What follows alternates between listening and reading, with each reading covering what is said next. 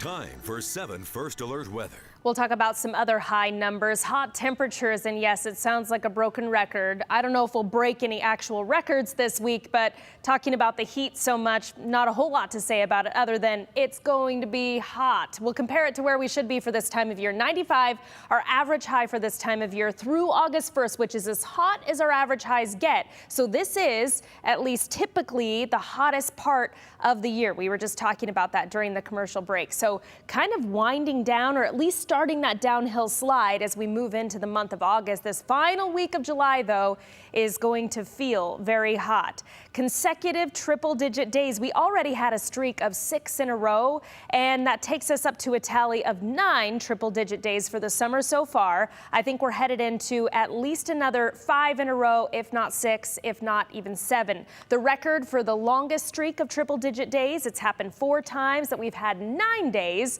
of those 100 degrees and hotter days in a row.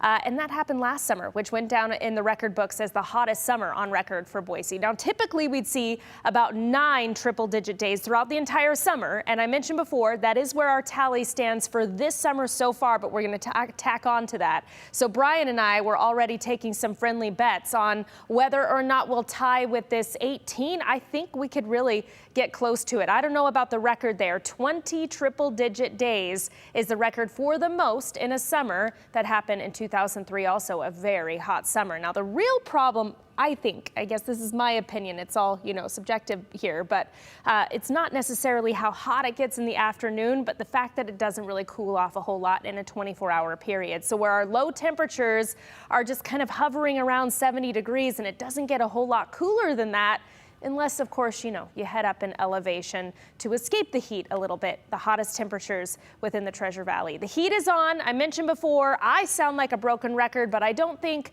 we'll be breaking any records, at least not smashing any records. These temperatures will be a few degrees off of the records for the days. We'll get close to it, I think, for the end of the weekend into the weekend. So maybe some tied records, maybe some close to records.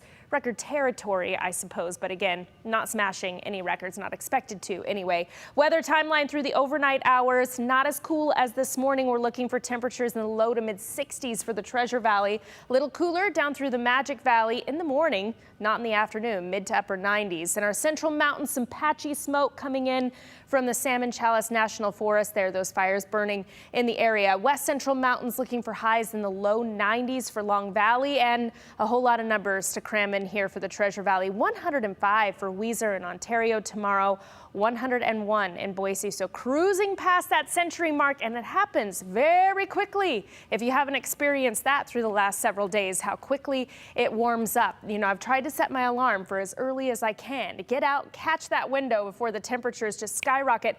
And it doesn't really matter. It could, I think, I ask Alexa, what's the temperature right now? And she tells me, and I'm like, yeah, that's great. I'll go for a run. And then you step out in the sunlight. Yeah, sunlight. Yep. What time have you been setting your alarm? What's like the sweet spot? I just tell my kid to wake me up. Yeah, casual kids. 5 a.m. There's no setting an alarm. Exactly. Oh, someday. All right, Bree, thank you.